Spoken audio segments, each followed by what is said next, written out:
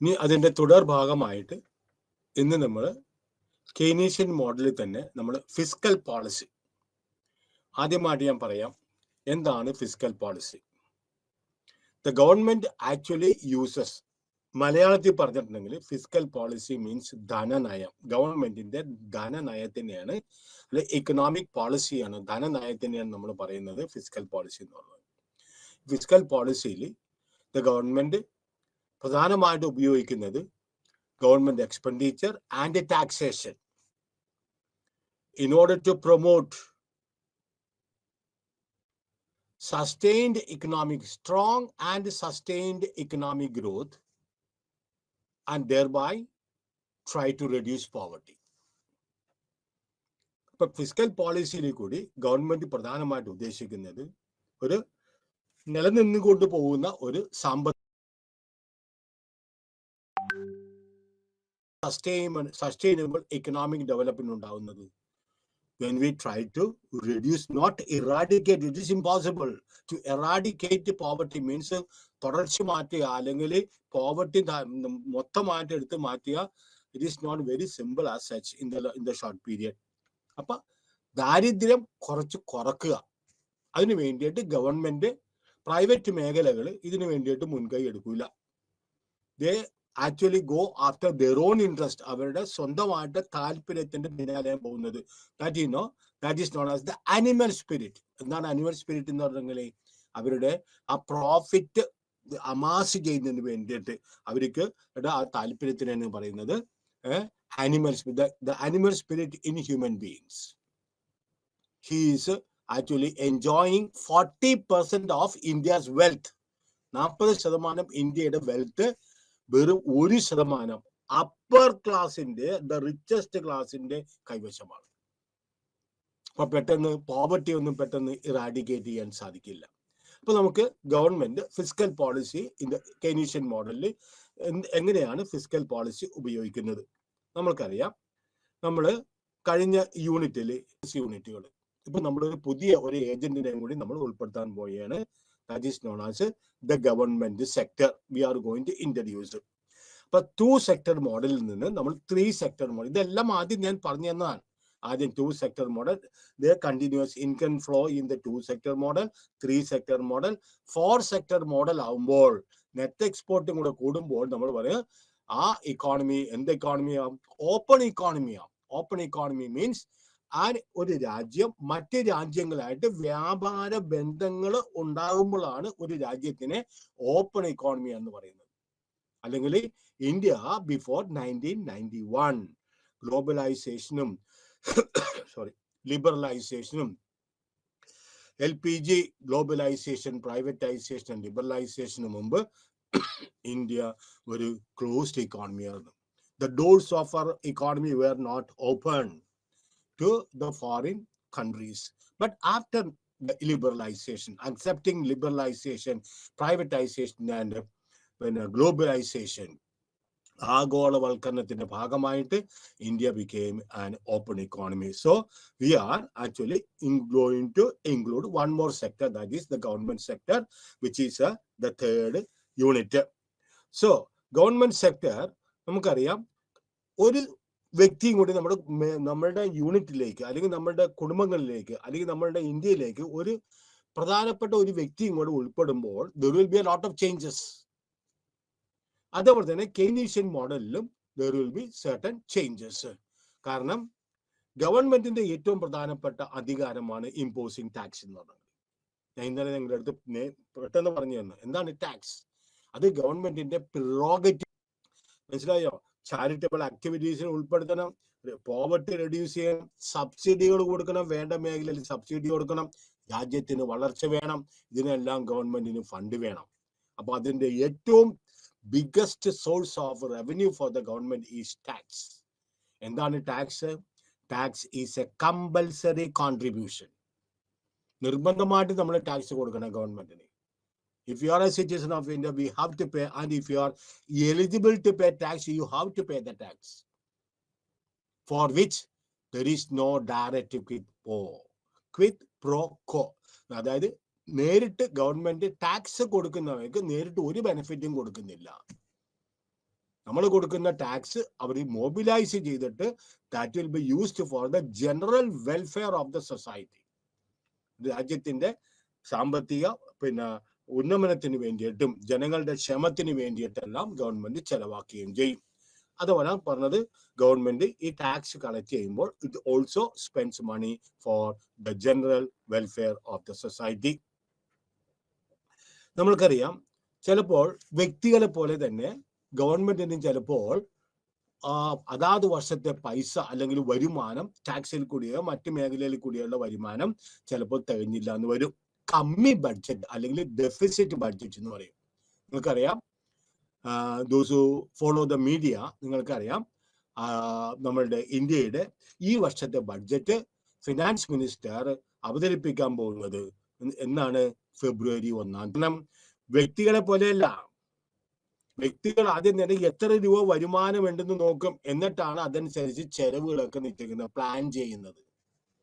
ഒരു മാസം ചിലപ്പോൾ കമ്മി വരാം, എല്ലാ മാസവും കമ്മി പോകാൻ പറ്റില്ല, അപ്പോൾ കൈനീട്ടേണ്ടി വരും. അപ്പൊ അത് കാരണം ഗവൺമെന്റ് അങ്ങനെയല്ല. ഗവൺമെന്റ് ആദ്യം നിശ്ചയിക്കുന്നത് എത്ര മാത്രം ഒരു രാജ്യത്തിൽ ഒരു വർഷം വിവിധ മേഖലകളിലായിട്ട് ചെലവ് വരും. ആ ചെലവ് മീറ്റ് ചെയ്യുന്നതിന് വേണ്ടിയിട്ട് ഏതെല്ലാം മാർഗങ്ങളിൽ കൂടി ഗവൺമെന്റ് വരുമാനം റേസ് ചെയ്യും. മനസ്സിലായോ?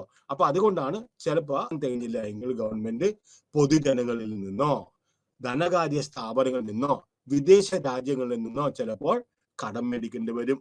അപ്പോൾ ആ വർഷത്തെ ബഡ്ജറ്റ് നമ്മൾ എന്തെന്ന് ബഡ്ജറ്റ് എന്ന് പറയും? ഡെഫിസിറ്റ്, കമ്മി ബഡ്ജറ്റ് എന്ന് പറയും.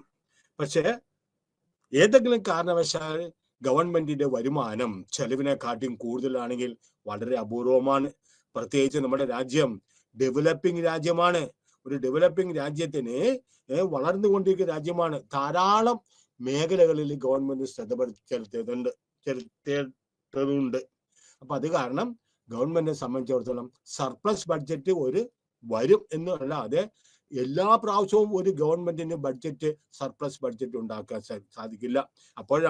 അപ്പൊ ഗവൺമെന്റിന്റെ വരുമാനം ചെലവിനെക്കാട്ടും കൂടുതലാണെങ്കിൽ ആ വർഷം നമ്മൾ പറയും സർപ്ലസ്, മിച്ച ബഡ്ജറ്റ് എന്ന് പറയും. ദെൻ ഗവൺമെന്റ് നമ്മളുടെ ഇതിന് വേണ്ടിയിട്ട് ഗവൺമെന്റ് കൈകാര്യം ചെയ്യുന്ന ഈ ഫിസ്ക്കൽ പോളിസിയിൽ കൂടി ഗവൺമെന്റ് ചിലപ്പോൾ ടാക്സേഷന്റെ തോത് ചിലപ്പോൾ കൂട്ടുകയോ കുറയ്ക്കുകയോ ചെയ്യും. ഞാൻ വീണ്ടും പറയുകയാണ്, ഈ ഇൻകം ടാക്സ് അല്ലെങ്കിൽ മാധ്യമങ്ങളെ പേപ്പറോ മറ്റു മാധ്യമങ്ങളോ ഒക്കെ ഫോളോ ചെയ്യണമെങ്കിൽ കുറെ നാളായിട്ട് ഞാൻ കേട്ടുകൊണ്ടിരിക്കുന്നതാണ് ഈ പ്രാവശ്യത്തെ ബഡ്ജറ്റിൽ ചിലപ്പോൾ സാലറിഡ് പീപ്പിളിന് ടാക്സിന്റെ കാര്യത്തിൽ ചിലപ്പോൾ കുറച്ച് എക്സംഷൻസ് കൊടുക്കും. അത് ഗവൺമെന്റിന്റെ ആവശ്യമാണ്. അപ്പൊ ഗവൺമെന്റ് ആണ് അത് ചെയ്യുന്നത്. അപ്പൊ ചിലപ്പോൾ ടാക്സ് ചിലപ്പോൾ വേരി ചെയ്യാം, അല്ലെങ്കിൽ ഗവൺമെന്റ് എക്സ്പെൻഡിച്ചർ നമുക്ക് we cannot go on having deficit budget for long. അപ്പൊ ചിലപ്പോൾ എന്ത് ചെയ്യും? The government will ask us to tighten your belt, അല്ലെങ്കിൽ കുറച്ച് ഡെവലപ്മെന്റ് വർക്കുകളൊക്കെ ചിലപ്പോൾ അവർ കുറക്കും, അല്ലെങ്കിൽ വെൽഫെയർ ക്ഷേമ പ്രവർത്തനങ്ങൾക്ക് വേണ്ടിയിട്ട് ചെലവാക്കുന്ന പണങ്ങളൊക്കെ ഗവൺമെന്റ് ചിലപ്പോൾ കുറയ്ക്കുകയും ചെയ്യും. Therefore, ഏതെങ്കിലും കാരണവശാലും ഗവൺമെന്റ് ഓപ്പറേറ്റ് അല്ലെങ്കിൽ ഇന്റർഫിയർ ചെയ്യുന്നുണ്ടെങ്കിൽ, അല്ലെങ്കിൽ ഗവൺമെന്റ് രാജ്യത്തിന്റെ കാര്യത്തിൽ ഇടപെടുന്നുണ്ടെങ്കിൽ അത് എന്തിനു വേണ്ടിയിട്ടാണ്? രാജ്യത്തിലെ വലിയ പ്രശ്നമില്ലാതെ smooth and the operation of the economy, രാജ്യത്തിന്റെ നല്ല സ്മൂത്ത് ആയിട്ട് മുന്നോട്ട് പോകുന്നതിന് വേണ്ടിയിട്ടാണ്. അപ്പൊ ഗവൺമെന്റ് സെക്ടർ നമ്മൾ ഉൾപ്പെടുത്താൻ വേണ്ടി പോവുകയാണ്. ഓക്കെ, ഇനി എങ്ങനെയാണ് ഗവൺമെന്റ് സെക്ടർ വന്നപ്പോൾ ഇക്വിലിബ്രിയം ലെവലിൽ ഓഫ് ഇൻകം ആൻഡ് ഔട്ട്പുട്ടിൽ വ്യത്യാസം വരുന്നത്? Because it purchase the government also നേരത്തെ ഫേംസും ഇൻഡിവിജ്വൽസ് ഹൗസ് ഹോൾഡ്സും മാത്രം ഉണ്ടാവുള്ളൂ. ഇപ്പൊ ഗവൺമെന്റ് വരുമ്പോൾ government also purchases various goods and services. Government പല മേഖലകളിലും, നെൽകൃഷി ഇതൊന്നും ഗവൺമെന്റ് മേഖലയിലല്ല, എല്ലാം സ്വകാര്യ മേഖലകളിലാണ്. പക്ഷെ നമുക്ക് ഇഷ്ടംപോലെ അരി, റേഷൻ അരി സബ്സിഡിയിൽ തരുന്നുണ്ട്. ഇതെല്ലാം എവിടെന്നാ മേടിക്കുന്നത്? ഗവൺമെന്റ് സ്വകാര്യ വ്യക്തികളിൽ നിന്ന് മേടിച്ച് സ്റ്റോർ ചെയ്ത് രാജ്യത്തിന് മൊത്തം ആയിട്ട് അവർ വീതിച്ചു കൊടുക്കുന്നുണ്ട്. With a huge heavy subsidy കൊണ്ട് ഗവൺമെന്റ് കൊടുത്തുകൊണ്ടിരിക്കുകയാണ്. Therefore, government purchases നമ്മളിവിടെ കൊടുക്കുന്ന സിമ്പിൾ ആണ്. I bar is investment expenditure that is done by the household. Then government, that is 6.1, where I is the planned autonomous or planned autonomous investment which is independent of income. Government സംബന്ധിച്ച് ഞാൻ പറഞ്ഞ വരുമാനത്തിന്റെ തോതനുസരിച്ചല്ല ചെലവ് ചെയ്യുന്നത്. ചിലപ്പോൾ ചെലവ് വരുമാനത്തിനെക്കാട്ടിയും കൂടുതൽ വരും. അപ്പോൾ ഗവൺമെന്റ് എക്സ്പെൻഡിച്ചർ ഇതൊരു ഓട്ടോണമസ് ഇൻവെസ്റ്റ്മെന്റ് ആണ്. ഗവൺമെന്റിന്റെ investment means it is an autonomous investment where it is which is independent of income. അപ്പൊ അത് കാരണം നമ്മൾ പറയാണ് investment is fixed or constant. It is not flexible, it is fixed and constant. Then government വ്യക്തികളിൽ നിന്ന് ടാക്സുകൾ ഈടാക്കുന്നുണ്ട്. And അപ്പോൾ അങ്ങനെ വരുമ്പോൾ നമ്മളുടെ കൺസംപ്ഷൻ ഫംഗ്ഷനിൽ അതനുസരിച്ച് വ്യത്യാസം വരും. അതുകൊണ്ടാണ് C is equal to consumption is equal to C bar plus C into Y. That is, consumption is dependent upon the disposable income, YD. Disposable income instead of total income. ഞാൻ disposable ഇൻകത്തിന്റെ കാര്യം പറഞ്ഞു തരേണ്ട. എന്താണ് disposable income? Total salary ഇൻടേക്കിനെയാണ്. അതായത് ഗവൺമെന്റിന്റെ നമുക്ക് കിട്ടുന്ന വരുമാനത്തിൽ നിന്നും ടാക്സും PF-ഉം മറ്റു കാര്യങ്ങൾക്കൊക്കെ കോൺട്രിബ്യൂഷൻ നടത്തിയതിനു ശേഷം ടാക്സും ഫൈനും ഫീസെല്ലാം അടച്ചതിന് ശേഷം ബാക്കി ഒരാളുടെ കൈവശമുള്ള പണം, എന്തിനു വേണ്ടിയിട്ടുള്ള പണം? ചെലവാക്കാനായിട്ടുള്ള കൈവശമുള്ള പണത്തെയാണ് നമ്മൾ പറയുന്നത് ഡിസ്പോസിബിൾ ഇൻകം. അപ്പൊ ഇവിടെ എന്താ പറയുന്നത്? Consumption is dependent upon disposable income and not instead of total income. അതിന്റെ സിമ്പിൾ ആണ് കൊടുത്തിരിക്കുന്നത്. Where Y is the aggregate income, YD is disposable income, Y is the aggregate income, minus TA is the amount of tax that is to be given to the government. The transfers, pension ആയിട്ടും subsidy ആയിട്ടും scholarship ആയിട്ടെല്ലാം government കുറെ ആളുകൾക്ക് amount transfer ചെയ്യുന്നുണ്ട്. അപ്പോ അത് വ്യക്തികളുടെ വരുമാനത്തിൽ കൂടാതെ തന്നെ വരുന്ന എമൗണ്ട് ആയത് കാരണം there is an addition to individuals income but there is no corresponding output as such. വ്യക്തികളുടെ വരുമാനം കൂടും, പക്ഷെ ഗവൺമെന്റ് വ്യക്തികൾക്ക് കൊടുക്കുന്നതാണ്. തിരിച്ച് പിന്നെ ഇത് കിട്ടുന്നവൻ, സാലറി കിട്ടുന്ന ആള് തിരിച്ച് ഗവൺമെന്റിന് ജോലി ചെയ്ത് കൊടുക്കുന്നുണ്ട്. സബ്സിഡി കിട്ടുന്ന ആൾ ഒന്നും കൊടുക്കുന്നില്ല, പെൻഷൻ കിട്ടുന്ന ആൾ ഒന്നും തിരിച്ച് ഗവൺമെന്റിന് കൊടുക്കുന്നില്ല, സ്കോളർഷിപ്പ് കിട്ടുന്ന ആൾ ഒന്നും തന്നെ തിരിച്ച് ഗവൺമെന്റ് കൊടുക്കുന്നില്ല.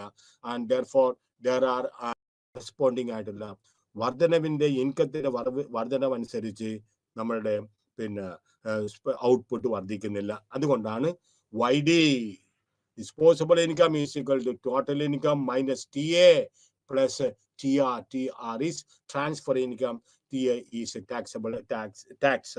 Then ഇനി ഇവിടെ കുറച്ച് ഇക്വേഷൻസ് കൊടുത്തിട്ടുണ്ട്. We are substituting YD in the place of Y and we get AD, that is aggregate demand, is equal to C bar plus C into YD plus I bar plus G. ഇവിടെയും വീണ്ടും അവർ substitute ചെയ്യണേ.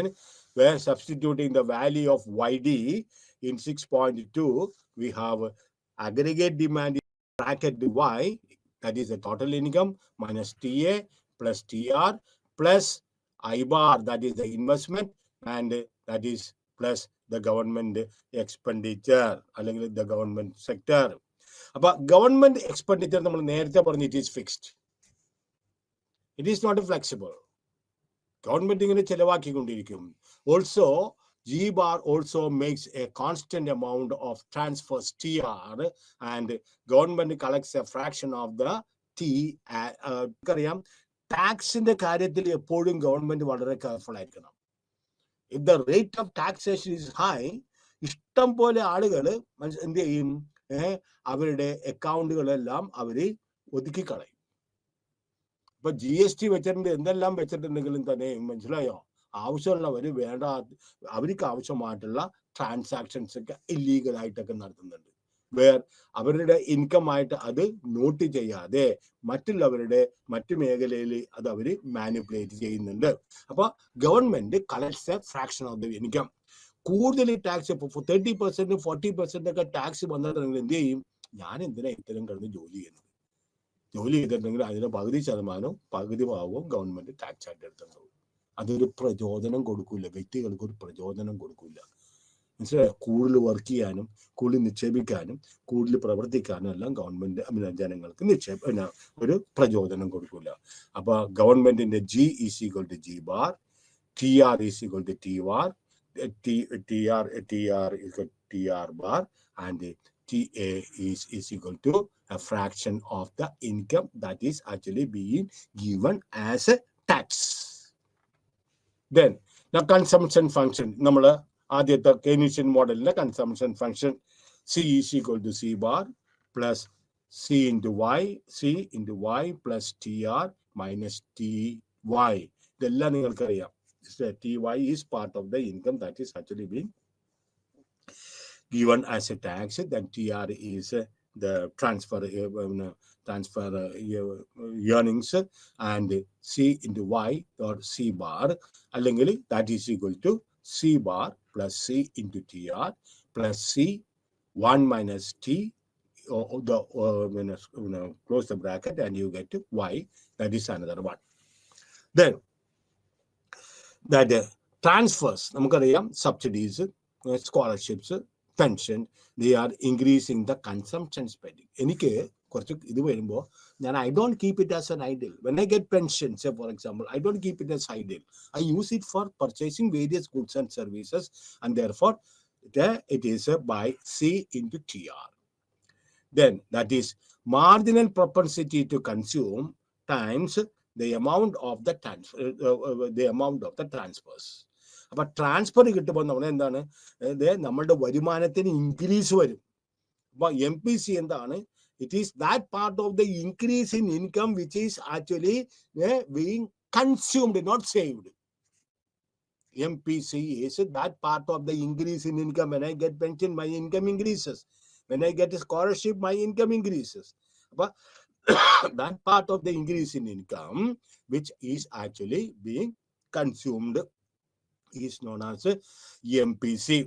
അപ്പൊ income tax lowers the consumption. നമുക്കറിയാം, government കൂടുതലായിട്ട് tax നമ്മളുടെ അടുത്ത് മേടിച്ചിട്ടുണ്ടെങ്കിൽ അത് നമ്മളുടെ കൺസംഷൻ സ്പെൻഡിങ്, കൺസംഷന് വേണ്ടിയിട്ട് നമ്മൾ ചെലവാക്കുന്ന പണം ഗണ്യമായിട്ട് കുറഞ്ഞു വരും. കാരണം എന്താണ്? Tax affects disposable income. ഞാൻ പറഞ്ഞു, എന്താണ് disposable income? Total income minus tax minus government finds, അല്ലെങ്കിൽ പിന്നെ ടാക്സ്, ഗവൺമെന്റ് ഫൈൻസ്, പിന്നെ അതുപോലത്തെ ഡ്യൂട്ടീസ്, ഇതെല്ലാം കിട്ടിയതിനു ശേഷം, ഇൻ അതർ വേർഡ്സ്, സാധാരണ ഇതിൽ പറഞ്ഞത് നമ്മുടെ കൈവശം സ്പെൻഡ് ചെയ്യാനായിട്ടുള്ള മൊത്തം കിട്ടുന്ന പൈസയാണ് നമ്മൾ പറയുന്നത് എന്താണ്? Disposable income and not income as such. So the marginal propensity consume, that is MPC, out of disposable income remains C, but marginal propensity to consume out of income 1 minus T, where 1 minus T is the function of income after deducting the taxes. Very, very clear and very, very simple. Disposable ഇൻകത്തിൽ നിന്ന് നമ്മൾ എന്തുമാത്രം കുറക്കുന്നുവോ അതാണ് നമ്മൾ പറഞ്ഞിരിക്കുന്നത്. എന്താണ്? It is the disposable income remains C, but marginal propensity to consume out of the income, total income, is C bracket 1 minus T, where 1 minus T is the function of income after deducting the taxes. ഇനി ഇവിടെ ഒരു example കൊടുത്ത്, numerical example കൊടുത്തിട്ടുണ്ട്. Let us suppose the marginal propensity to consume is 80% and the tax rate is 20%. And MPC out of income is C bracket 1 minus T, that is equal to 0.8, and 1 minus 0.2, that is equal to 0.8, and that will give you what is that? 0.64. Then aggregate demand equation, like നമ്മൾ ഇനി വീണ്ടും പോയാണ്. aggregate demand is equal to bracket കിടക്കുന്നത് C bar plus C into TR bar plus investment expenditure plus government plus consumption C bracket 1 minus T into Y. In other words, it is also known as, short formally known as, aggregate demand is equal to A bar plus C into 1 minus T, the whole, close the bracket, and into Y. If you multiply it by Y, we get what is known as the aggregate demand equation. So Autonomous. നമ്മൾ പറഞ്ഞു all the autonomous terms together we denote by it by we have taken all the autonomous. Autonomous means independent. Independent ആയിട്ടുള്ള terms നമ്മൾ മൊത്തത്തിൽ എല്ലാത്തിനെയും കൂടി പറയുന്നത് A bar എന്നാണ്. Therefore, income and output levels gets affected when the introduction of the government sector. എന്ന് പറഞ്ഞു, ഒരാൾ പുതിയതായിട്ട് വരുമ്പോൾ ഏതെങ്കിലും മേഖലയിൽ കുറച്ച് വ്യത്യാസം വരും. അപ്പൊ ഇൻകത്തിലും അതുപോലെ തന്നെ ഔട്ട്പുട്ടിലും എന്തെങ്കിലുമൊക്കെ ആയിട്ട് കൂടുകയോ കുറയോ അതൊക്കെ ചെയ്യാം. എന്തുകൊണ്ടാണ്? By the introduction of the government sector. So equilibrium നമുക്കറിയാം, output is equal to Y is equal to aggregate demand. Aggregate demand. The total output is equal to aggregate demand. ഇനി നമ്മൾ substituting the values from the equation that is 6.5, we bind Y is equal to A bar plus C plus 1 minus T into Y. This is this equation. We are substituting it to Y to AD. That is ഉണ്ടോ, ADയുടെ വാല്യൂവിന് പകരമായിട്ട് നമ്മൾ ഇവിടെ ചേർത്തിരിക്കുന്നത് Y is equal to then ADക്ക് പകരമായി ഇതായിട്ട് ഈ value നമ്മൾ ഇവിടെ നമ്മൾ പിന്നെ സബ്സ്റ്റിറ്റ്യൂട്ട് ചെയ്യുന്നത്. Close the bracket and Y that is equal to A bar. So all the independent terms together are known as A bar, or in other words Y minus C minus CT into Y is equal to A bar. അല്ലെങ്കിൽ Y bracket 1 minus C plus CT is equal to A bar. Okay, these are all. Otherwise മറ്റ് രീതിയിൽ കൂടി പറയുന്നതാണ്. At least you have to remember this one, that is Y is equal to A bar plus C bracket 1 minus T into Y. This gives Y is equal to A bar divided by 1 minus C plus CT. That is the equation number 6.6. Then പിന്നിലോട്ട് പോവുകയാണ്, 6.1 പോവുകയാണ്. There are two curves. We are going to present two curves, that is AD curves. On the AD1, it is here, this here AD1 and AD2. Let us see what does AD1. AD1 shows absence of government expenditure, a government sector, and AD2 the presence of the government sector. So AD1 shows there is no government sector. നേരെ മറിച്ച് AD2 there is the presence of the government sector. Therefore AD2 എന്ന് പറഞ്ഞിട്ടുണ്ടെങ്കിൽ it includes ഏതൊക്കെയാണ്?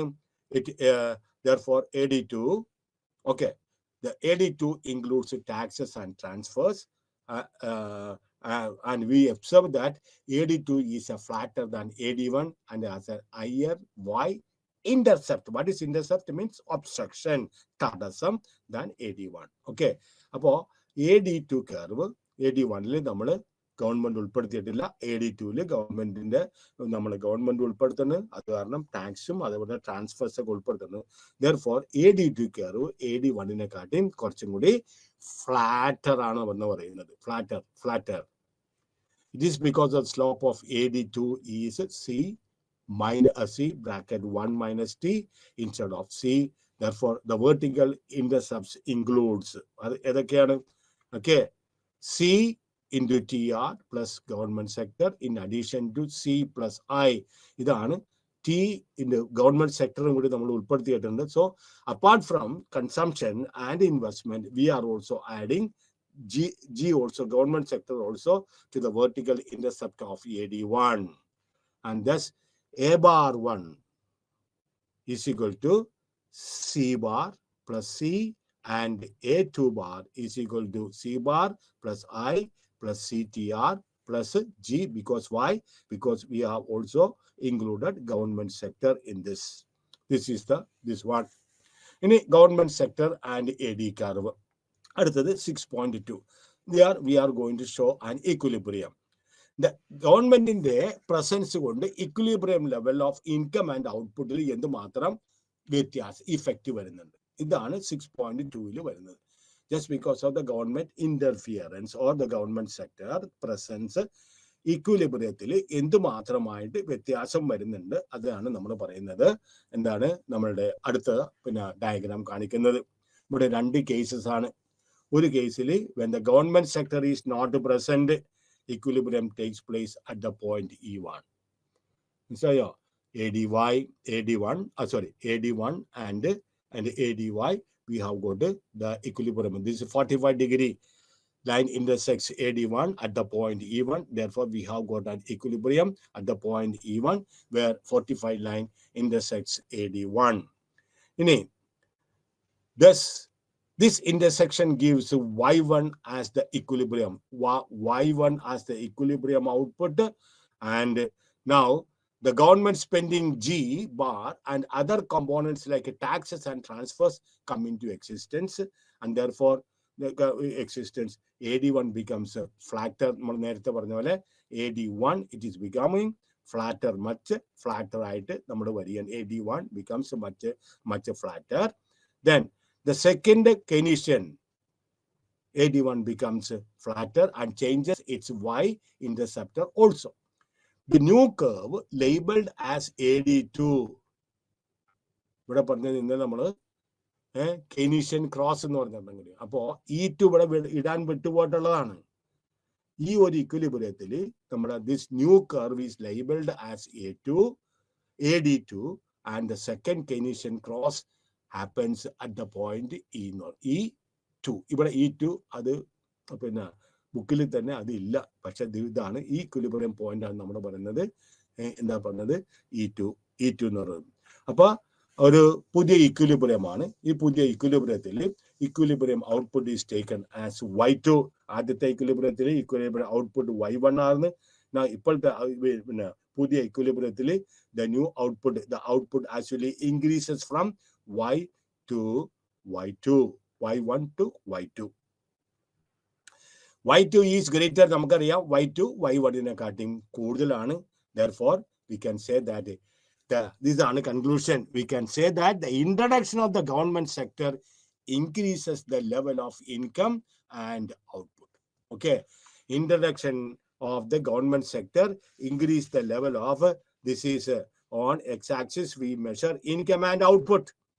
So because of the government sector, introduction of the government sector, what we notice is that equilibrium changes from E to E1 and therefore income and output increases the level of income and output from Y to Y2, Y1 to Y2.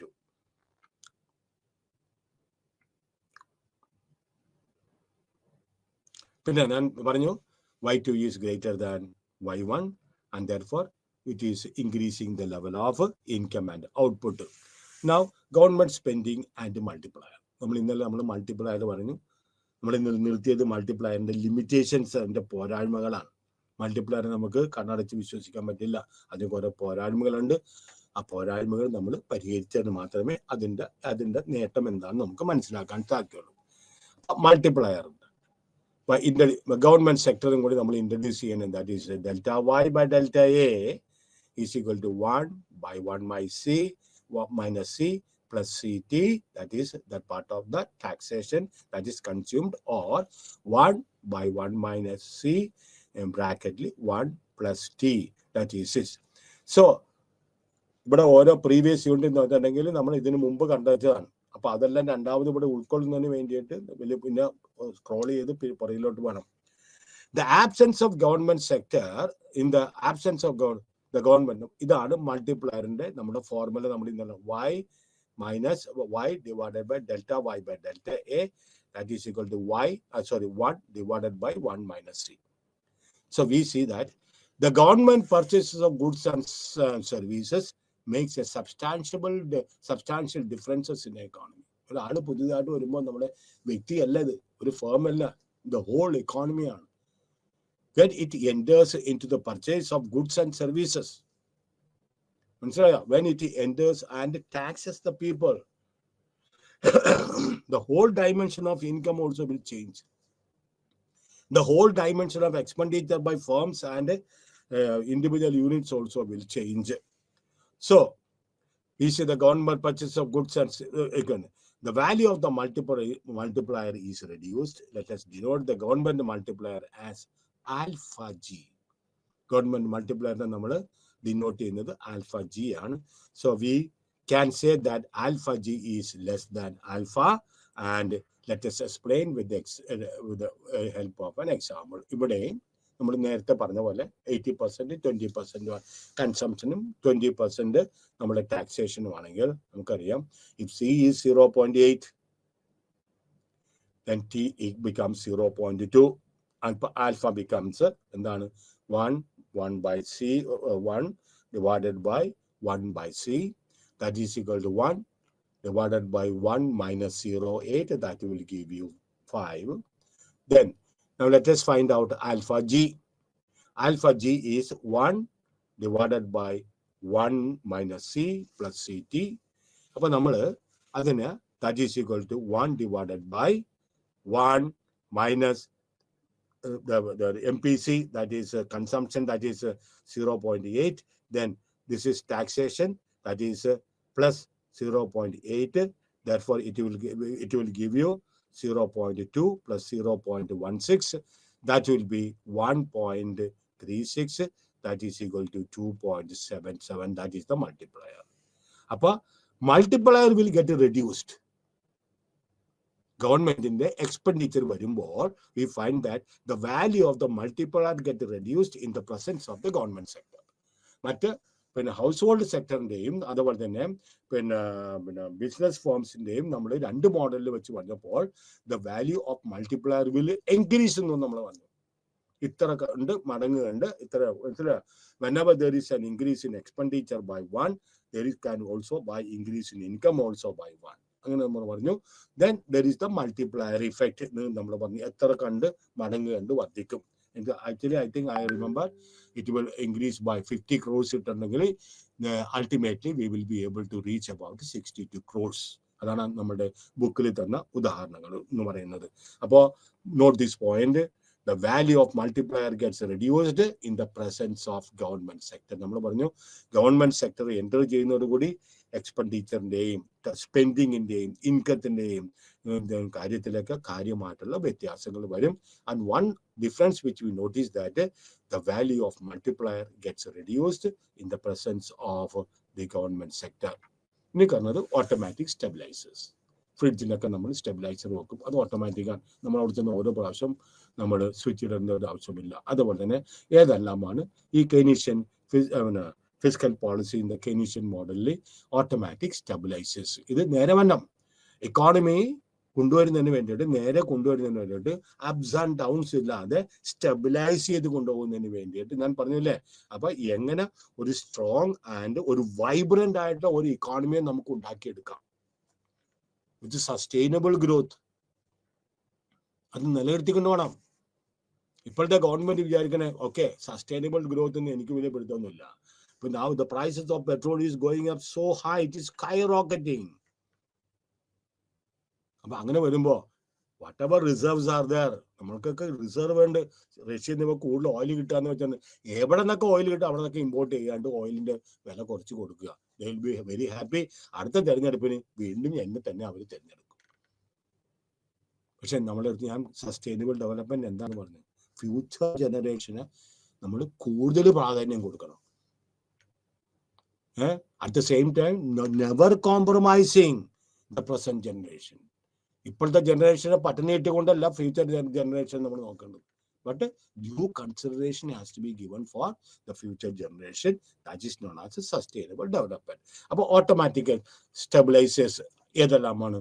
Revenue and expenditure items in the government budget which automatically change with the state of the economy in such a way as to stabilize GDP. അപ്പോൾ gross domestic product. അപ്പോൾ എന്താണ് revenue expenditure items in the government. ഇത് automatic ആയിട്ട് അതനുസരിച്ച് adjust ചെയ്യണം. Which automatically change with the state of the economy. ഇക്കോണമിയിൽ മാറ്റം വരുമ്പോൾ the Hindu rate of growth, that is 3%. Don't ask me why it is known as Hindu rate of growth. 1991 മുമ്പ് ഇന്ത്യയുടെ growth rate 3% ആണ്. That reached up to the kissing point of 12%. The shouting distance of 12%. നമ്മളിവിടെ ഒച്ചയെടുക്കണം നമ്മുടെ കൊയ്യായിട്ടുണ്ടെങ്കിൽ എവിടം വരെ എത്തും. അത്രയും ഡിസ്റ്റൻസിൽ വരെ നമ്മൾ എത്തി. പിന്നെയാണ് പിന്നെ ആഗോളതലത്തിൽ മാന്യം സംഭവിച്ചപ്പോൾ വീണ്ടും ഇക്കണോമിക് ഗ്രോത്ത് താഴോട്ട് വന്നു, including India's growth also. But still among the 4 developing economies in the world, India is now the fastest. China is crippled with the COVID. Death rate is going very high. അത് പേടിച്ചിട്ടാണ് ഇന്നലെ തൊട്ട് government നമ്മുടെ അടുത്ത് പറഞ്ഞിരിക്കുന്നത്, wherever you assemble, it is not for the government. ചില ആളുകൾ helmet ഇട്ടിട്ട് പോവും, ബൈക്കിൽ കൈമേൽ വളപോലെ ഇട്ടിട്ട് പോവും. It is not for the government, it is not for the police, it is for your safety. എന്നിട്ട് പോലീസുകാരെ കാണുമ്പോൾ അതായത് ഹെൽമെറ്റ് എടുത്ത് വെക്കണം. ഞാൻ പല കുട്ടികളെയും കണ്ടിട്ടുണ്ട്. അതിന്റെ പ്രാധാന്യം നമ്മൾ മനസ്സിലാക്കുന്നില്ല. അപ്പൊ ഗവൺമെന്റിന്റെ ഒരു രാജ്യത്തിന്റെ സ്റ്റേറ്റ് ഓഫ് ഇക്കോണമിയിൽ ഇൻഫ്ലേഷൻ ഉണ്ടാവും, റിസഷൻ ഉണ്ടാവും, ഡിഫ്ലേഷൻ ഉണ്ടാവും, അല്ലെങ്കിൽ റിക്കവറി ഉണ്ടാവും. ഇതെല്ലാം ഒരു രാജ്യത്തിന്റെ ഡിഫറെന്റ് സ്റ്റേജസ് ആണ്. ആ സമയത്ത് GDP സ്റ്റെബിലൈസ് ചെയ്യുന്നതിന് വേണ്ടിയിട്ട് നമ്മൾ പ്രധാനമായിട്ടും നമ്മൾ എന്ത് ചെയ്യണം? റവന്യൂ, ഗവൺമെന്റ് എക്സ്പെൻഡിച്ചറിലും ഗണ്യമായിട്ടും വ്യത്യാസം വരുത്തണം. ഇപ്പൊ ഇൻഫ്ലേഷൻ ആണ്, നാണയപ്പെരുപ്പമാണ്. Government will tax very high. Excess money ഉണ്ട് ജനങ്ങളുടെ അടുത്ത്, അവർക്ക് വലിയ പ്രശ്നമൊന്നുമില്ല. നേരെ മറിച്ച് റിസഷൻ ആണെങ്കിൽ ആ ടാക്സിന്റെ റേറ്റ് കുറക്കും, ഗവൺമെന്റ് എക്സ്പെൻഡിച്ചർ കൂട്ടും, കുറെ ആളുകൾക്ക് തൊഴിലവസരങ്ങൾ കിട്ടും, കുറെ ആളുകൾക്ക് വരുമാനം കിട്ടും. Demand will create it's on demand. എന്താണ് ഡിമാൻഡ് വിൽ ക്രിയേറ്റ്, അല്ലെങ്കിൽ production will create it's on demand. അല്ലാണ്ട് സപ്ലൈ അല്ല. ആളുകൾ തന്നെ അത് ഡിമാൻഡ് ചെയ്ത്, കൂടുതൽ ഡിമാൻഡ് ചെയ്യുമ്പോൾ that will be responded by the firms. They will produce according to their taste and desires. അപ്പോ we found that income tax നമ്മൾ ഇമ്പോസ് ചെയ്യുമ്പോൾ നമുക്കറിയാം വാല്യൂ ഓഫ് ദ മൾട്ടിപ്ലയർ ഗണ്യമായിട്ട് കുറഞ്ഞു വരും എന്നറിയാം. That is alpha. Why does എന്തുകൊണ്ടാണ് income tax നമ്മുടെ value of മൾട്ടിപ്ലയറിനെ reduce ചെയ്യുന്നതിന്റെ പ്രധാനപ്പെട്ട കാര്യമാണ്.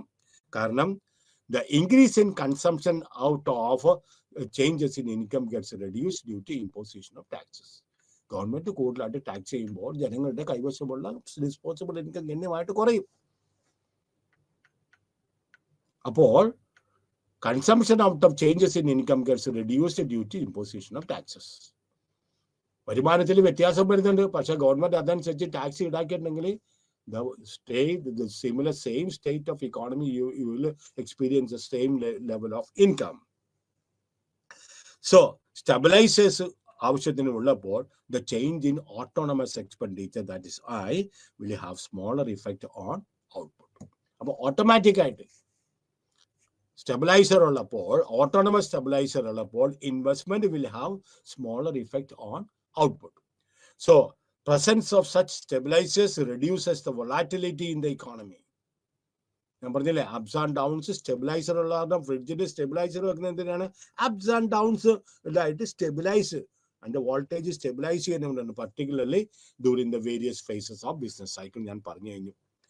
And the economies passing through expansion, recovery, റിസഷനിൽ നിന്ന്, ഡിപ്രഷനിൽ നിന്ന്, ഡിഫ്ലേഷനിൽ നിന്ന് എക്സ്പാൻഷൻ പാത്തിലേക്ക് പോവുകയാണെങ്കിൽ and income is increasing, imposition of progressive tax on income increases government revenue automatically and the consumption is reduced. What is progressive tax? If the burden of tax falls more on the rich than on the poor, that is known as progressive tax. ഇന്ത്യയിൽ ഇപ്പോൾ progressive tax ആണ്. 2.5 ലക്ഷം രൂപ വരെ വരുമാനമുള്ളവർക്ക് tax ഇല്ല. 2.5 ലക്ഷത്തിൽ കൂടുതൽ 5 ലക്ഷം വരെ ഉള്ളവർക്ക് 5%, 7.5 ലക്ഷം രൂപ വരെയുള്ളവർക്ക് എത്രയാണ്? 10%, 7.5 തൊട്ട് 10 ലക്ഷം രൂപ വരെയുള്ളവർക്ക് എത്രയാണ്? 7.5%, 10%. അങ്ങനെ ടാക്സ് റേറ്റ് സ്ലാബ്, നമ്മുടെ ഇലക്ട്രിസിറ്റി സ്ലാബ് പോലെ ഇങ്ങനെ കയറി പോകുന്നതിനെ പറഞ്ഞത് പ്രോഗ്രസീവ് ടാക്സ്. അതിന്റെ ബേർഡൻ റിച്ച് ആണ് കൂടുതലായിട്ട് കൊടുക്കുന്നത്. അപ്പൊ അവർക്കായിരിക്കും കൂടുതൽ ബേർഡൻ അവർക്ക് ഉണ്ടാകുന്നത്. So when the economy is passing through recession, tax burden is automatically reduced. ഇതാണ് പറഞ്ഞ ഓട്ടോമാറ്റിക് സ്റ്റെബിലൈസേഴ്സ്. ഒരു ഇക്കോണമിയിൽ ടാക്സ് റേറ്റ് കൂടിയിട്ടുണ്ടെങ്കിൽ പിന്നെ ഇൻഫ്ലേഷനിൽ പിന്നെ recovery റേറ്റിലാണെങ്കിൽ there will be a lot of economic activities, there will be a lot of income in the hands of the people. അപ്പോൾ അവരെന്താണ് ചെയ്യുന്നത്? ഗവൺമെന്റ് will try to tax the people more.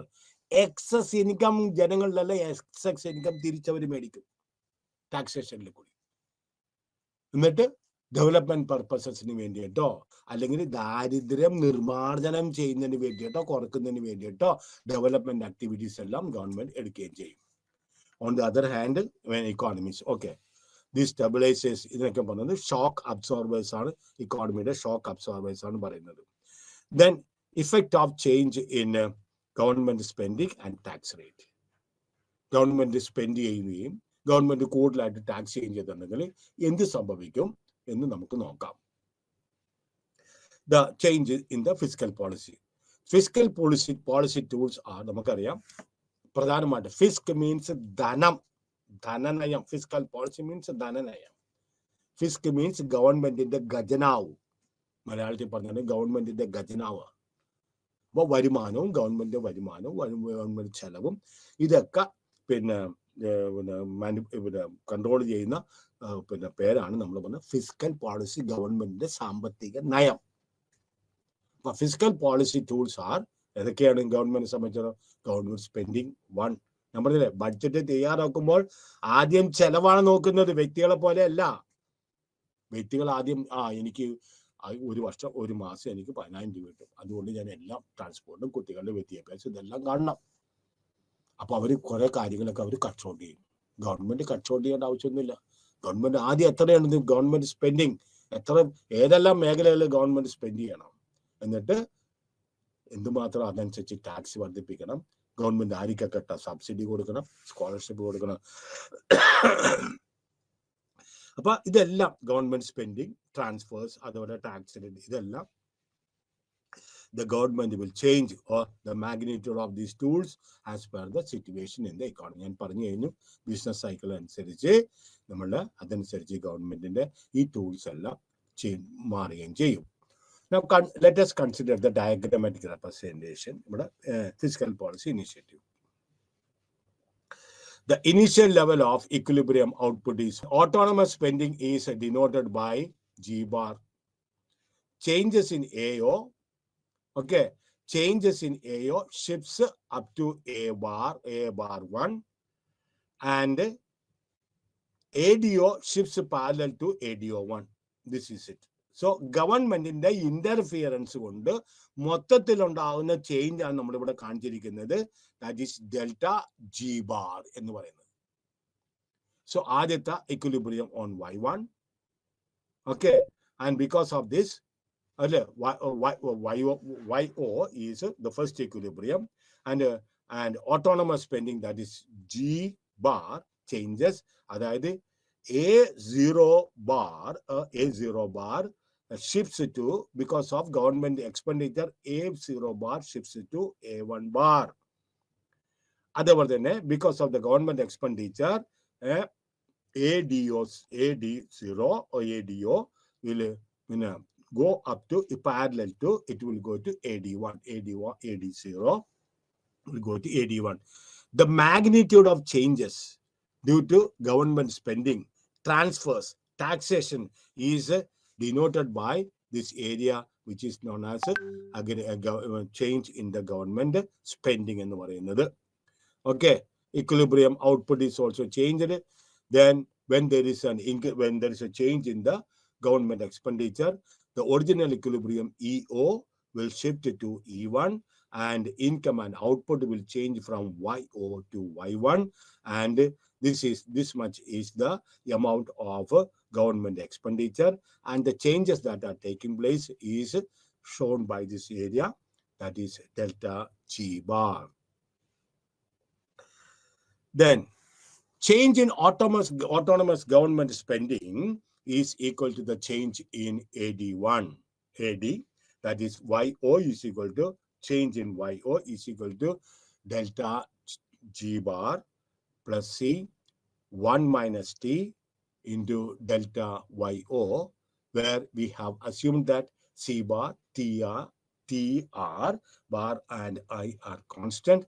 Therefore, change in equilibrium is delta YO is equal to 1 by 1 minus C bracket 1 plus T and whole thing into multiplied by change in G bar.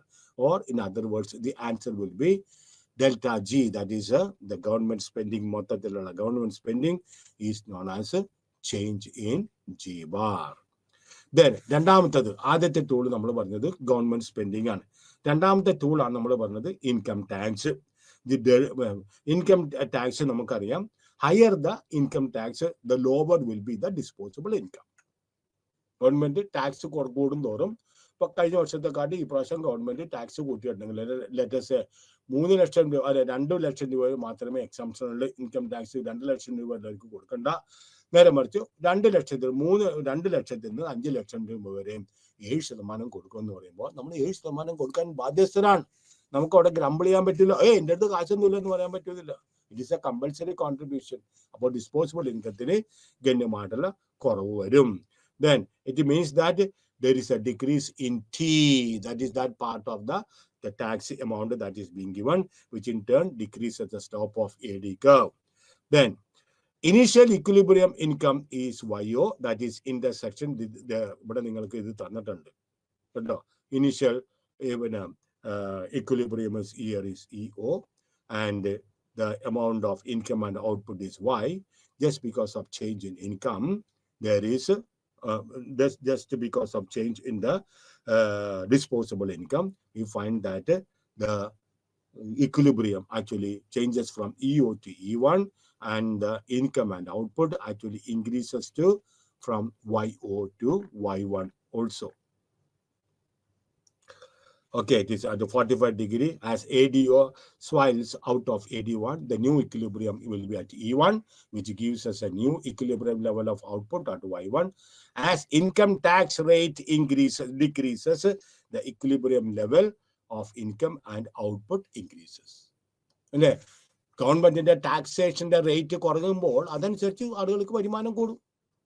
വരുമാനം കൂടുമ്പോൾ people will start purchasing various commodities, and അവര് നമ്മളുടെ ഈ entrepreneurs അല്ലെങ്കിൽ business people or the business community, they will respond with higher production. Higher production means higher income. Higher income means greater demand. Greater demand means more production. So the flow of economy will go on like this. So to find out the change in the equilibrium income, we need to equate the change in income to the change in aggregate demand. There are two components in the change in the spending at the initial level of income due to reduction in the tax rate, then change in spending due to higher income. രണ്ട്, tax rate വർദ്ധിക്കുമ്പോൾ income വർദ്ധിക്കുമ്പോൾ income കുറയും, അതനുസരിച്ച് സ്പെൻഡിങ്ങിലും വ്യത്യാസമുണ്ടാവും. അതുപോലെ തന്നെ higher ആയിട്ടുള്ള നമ്മുടെ income ഗണ്യമായിട്ട് വർദ്ധിക്കുമ്പോൾ അതനുസരിച്ച് നമ്മളുടെ സ്പെൻഡിങ്ങിലും ഗണ്യമായിട്ടുള്ള വ്യത്യാസം വരും. And this is shown by this area, this particular area. But combining these components നമ്മൾ പറഞ്ഞു, ഇതെല്ലാം നമ്മൾ അതിനകത്ത് പറഞ്ഞിരിക്കുന്ന കാര്യങ്ങളാണ്.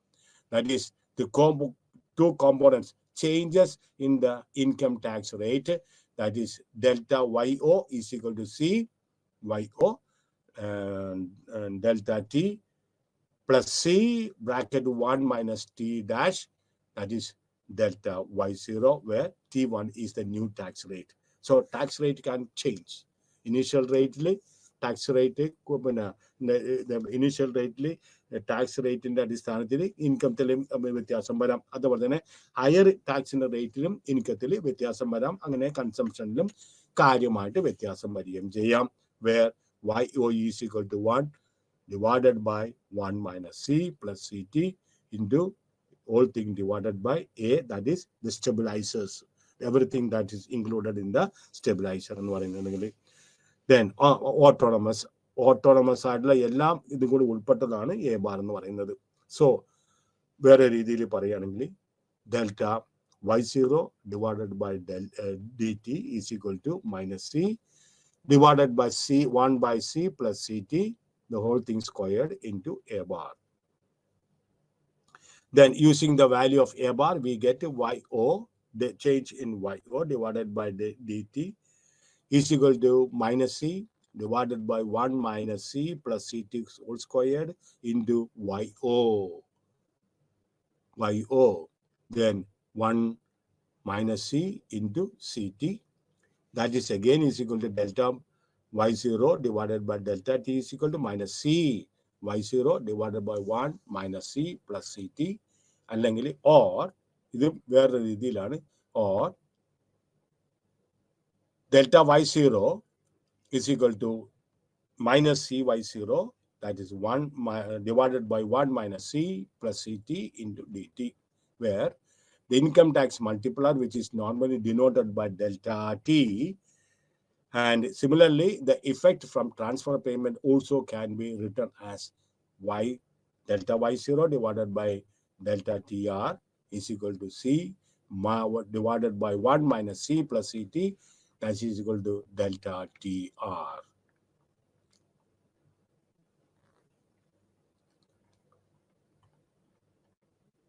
Now the government budget.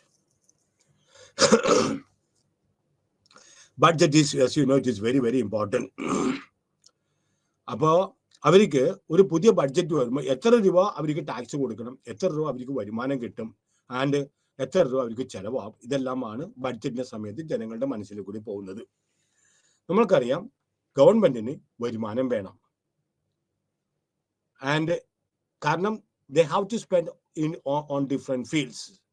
അപ്പോൾ ഗവൺമെന്റിന്റെ budget we will use the term budget to represent the government. എപ്പോഴും ഗവൺമെന്റ് ബഡ്ജറ്റ് എന്ന് പറയാതെ നമ്മൾ ബഡ്ജറ്റ് എന്ന് ഉപയോഗിക്കാൻ പോണേ. And budget is A record of revenue and expenditure. ഞാൻ പറഞ്ഞു ഒരു വർഷത്തിൽ ഗവൺമെന്റ് എന്തുമാത്രം വരുമാനം കിട്ടുന്നുണ്ട്, എന്തുമാത്രം ചെലവാകുന്നുണ്ട്, അതിൻ്റെ ഒരു സിസ്റ്റമാറ്റിക് റെക്കോർഡാണ്. ഏതെല്ലാം സോഴ്സിൽ കൂടിയാണ് വരുമാനം കിട്ടുന്നത്, ഏതെല്ലാം മേഖലയിലേക്കാണ് ചെലവാക്കേണ്ടത്, ഇതിൻ്റെ ഒരു കംപ്രസ്ഡ് ആയിട്ടുള്ള ഒരു അക്കൗണ്ടാണ് നമ്മളുടെ ബഡ്ജറ്റ് എന്ന് പറയുന്നത്. ഇതിനെക്കാട്ടും കുറവാകുമ്പോൾ ബഡ്ജറ്റ് ഡെഫിസിറ്റ് വരും, സർപ്ലസ് ബഡ്ജറ്റ് വരാം. എപ്പോഴാണ് വരവ് ചെലവിനെക്കാട്ടും കൂടുതലാണെങ്കിൽ സർപ്ലസ് ബഡ്ജറ്റ് വരാം.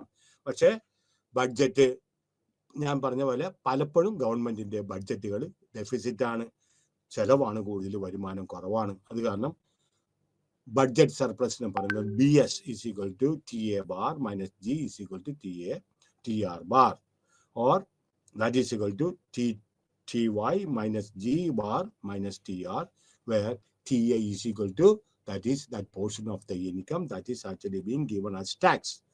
Then we know that income level കുറവാകുമ്പോൾ റവന്യൂ അതനുസരിച്ച് കുറവ്. ജനങ്ങളുടെ അടുത്തുനിന്ന് ഇൻകം ലെവൽ ഇല്ലെങ്കിൽ അവരുടെ അടുത്തുനിന്ന് കുത്തിപ്പിടിച്ച് ടാക്സ് മേടിക്കാൻ പറ്റില്ല. അപ്പോഴാണ് യഥാർത്ഥത്തിൽ ഡെഫിസിറ്റ് ബഡ്ജറ്റ് വീഴുന്നത്. അപ്പൊ അടുത്ത ഇത് പറയുന്നത് that the sum of G bar and TR exceeds TY when income levels are low and vice versa. This is the diagram that is given. 6.5 budget. At the YO we have got a balanced budget. Revenue expenditure equal ആവുന്നതിനെ സ്ഥലത്താണ് നമ്മൾ പറയുന്നത് no deficit, no surplus. That is known as balanced budget. On the left of YO the government runs the deficit. Right നമുക്ക് surplus budget ഉണ്ട്, right side surplus budget ഉണ്ട്. കാരണം എന്താണ്, surplus budget വരുന്നത് എപ്പോഴാണ്, ഇൻകം ലെവൽ കൂടുമ്പോഴാണ്. The government tax receipts അന്നേരത്തേക്ക് ഭയങ്കര കൂടുതലാണ്. അപ്പൊ ഇൻകം ലെവൽ കൂടുതലില്ല എങ്കിൽ fiscal policy due to fiscal policy tools ഗവൺമെന്റിന് ആ സമയത്ത് ഡെഫിസിറ്റ് ആയിരിക്കും വരുന്നത്, ആൻഡ് ഡെഫിസിറ്റ് അതനുസരിച്ച് കൂടുകയും ചെയ്യും. സോ ഇൻവെസ്റ്റ്മെന്റ് കൂടുമ്പോൾ it will lead to income in Y, which in turn lead to raises in tax receipts, and that's how the budget deficit decreases here. അപ്പോൾ ഇൻവെസ്റ്റ്മെന്റ് വർദ്ധിക്കാൻ, ഞാൻ വീണ്ടും പറയുന്നതാണ്, ഇൻവെസ്റ്റ്മെന്റ് വർദ്ധിച്ചിട്ടുണ്ടെങ്കിൽ, നിക്ഷേപം വർദ്ധിച്ചിട്ടുണ്ടെങ്കിൽ തൊഴിലവസരങ്ങൾ വർദ്ധിക്കും, ജനങ്ങൾക്ക് വരുമാനം കിട്ടും, ടാക്സിന്റെ റേറ്റ് വർദ്ധിപ്പിക്കാം, അങ്ങനെ ഡെഫിസിറ്റിന്റെ തോത് കുറയ്ക്കുകയും ചെയ്യാം. അപ്പൊ റിസഷന്റെ സമയത്ത് ഗവൺമെന്റ് ഫോളോ ചെയ്യുന്ന ഈ ഒരു പോളിസിയാണ്. Then impact of the budget. It seems that എന്താണ് logical that increase in the government spending would decrease the budget surplus. Government കൂടുതൽ സ്പെൻഡ് ചെയ്യുന്നതോറും ഗവൺമെന്റിന്റെ സർപ്ലസ് ബഡ്ജറ്റ് കുറഞ്ഞു വരും. പക്ഷെ അങ്ങനെയാണ് പറയുമെങ്കിലും യഥാർത്ഥത്തിൽ അതല്ല. കാരണം increase in G has a multiplier effect on the equilibrium level of income and output, and this leads to സാധാരണഗതിയിൽ ഗവൺമെന്റിന്റെ സ്പെൻഡിങ് കൂടുമ്പോൾ ബഡ്ജറ്റിന്റെ സർപ്ലസ് വർദ്ധിക്കുന്നതാണ്. നേരെ മറിച്ച് ഞാൻ പറഞ്ഞ പോലെ എന്താണ് ഗവൺമെന്റ് എക്സ്പെൻഡിച്ചർ കൂടുമ്പോൾ ആ ഗവൺമെന്റ് എക്സ്പെൻഡിച്ചറിന്റെ ഒരു മൾട്ടിപ്ലർ ഇഫക്റ്റ് ഇക്വിലിബ്രിയത്തിലുള്ളത് കാരണം ലെവൽ ഓഫ് ഇൻകമും ഔട്ട്പുട്ടും അതനുസരിച്ച് ഗണ്യമായിട്ട് വർദ്ധിക്കും. അപ്പോൾ ഗവൺമെന്റിന് കൂടുതലായിട്ട് ടാക്സ് കിട്ടുകയും ചെയ്യും. There is a possibility that negative effect of such rising is compensated by positive effect of rising tax rates. അപ്പൊ negative income of such rising, അപ്പോൾ കൂടുതൽ പണം ചെലവാക്കുമ്പോൾ ഗവൺമെന്റ് ഒരു നെഗറ്റീവാണ്. പക്ഷെ that will be compensated by imposing more taxes. Why imposing more taxes and thereby they will be able to reduce the government budget surplus. Then algebraically it is being given here like this. 47. Okay, go through your book.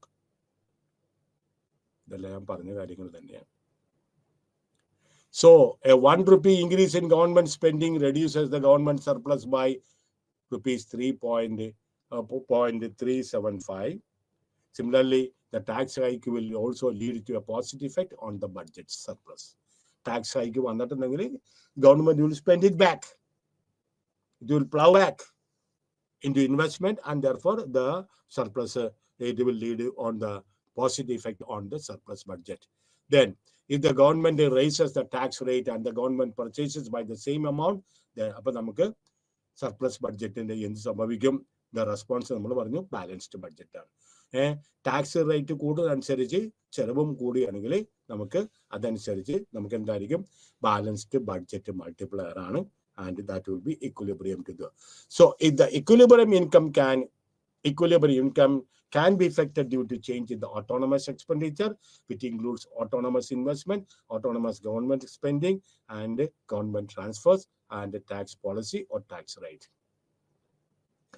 Therefore, if the impact evaluate that we have to assume that only one component of the autonomous spending changes, that is the government expenditure. Therefore, investment multiplier, government expenditure multiplier, ഇതിനൊന്നും കാര്യമായിട്ട് വ്യത്യാസമില്ല. only കാരണം കാലത്തിനനുസരിച്ച് ഗവൺമെന്റിന്റെ സ്പെൻഡിങ്ങിൽ വ്യത്യാസം വരും. Autonomous spending എന്ന് അതിനെ പറയുന്നത്, അല്ലെങ്കിൽ ഇൻഡിപെൻഡന്റ് സ്പെൻഡിംഗ് എന്നാണ്. അപ്പോൾ പ്ലസ് ആണെങ്കിൽ അവർ ചെലവാക്കും, ടാക്സ് ഇനത്തിൽ കൂടി കൂടുതൽ കിട്ടും, ഗവൺമെന്റ് കൂടുതൽ ചെലവാക്കും. ഇല്ലെങ്കിൽ പിന്നെ ഡെഫിസിറ്റ് ആണെങ്കിൽ അല്ലെങ്കിൽ റിസഷൻ ആണെങ്കിൽ ഗവൺമെന്റിന്റെ കിട്ടുന്ന ടാക്സിന്റെ തോതും കുറവായിരിക്കും. അതനുസരിച്ച് സ്പെൻഡിങ്ങും ഓട്ടോണമസ് സ്പെൻഡിങ്ങും അതനുസരിച്ച് കുറവാകുകയും ചെയ്യും. ഓക്കെ, അപ്പൊ നമ്മൾ ചെറിയ ഒരു ഇതുണ്ട്, കെയ്നീഷ്യൻ മോഡലിന്റെ റീഡിഫൈൻ അഗ്രിഗേറ്റ് ഡിമാൻഡിനെ റീഡിഫൈൻ ചെയ്യുന്നതാണ്. ദ ഗവൺമെന്റ് സെക്ടർ ഇൻക്ലൂഡ് ചെയ്യുന്നതാണ്. Fiscal tools, tax transfers, government spending ഇതെല്ലാം ഇൻക്ലൂഡ് ചെയ്തിട്ടുണ്ട്. Domestic then automatic stabilisers, volatility നമുക്ക് റെഡ്യൂസ് ചെയ്യാൻ സാധിച്ചു. ആൻഡ് ദെർഫോർ ഗവൺമെന്റ് ബഡ്ജറ്റിന്റെ അതനുസരിച്ച് we understood the concept of government budget. നമുക്കറിയാം ഗവൺമെന്റ് കമ്മിയുള്ളപ്പോൾ ബോറോ ചെയ്യും. പ്രധാനമായിട്ട് ഗവൺമെന്റ് പ്രൈവറ്റ് വ്യക്തികളിൽ നിന്നോ മറ്റേതെങ്കിലും നിന്നോ അതെല്ലാം ഗവൺമെന്റ് സ്പെൻഡ് ചെയ്യും. Budget will go in deficit. At the same time, however, thanks a lot. Tomorrow we'll see the rest of it.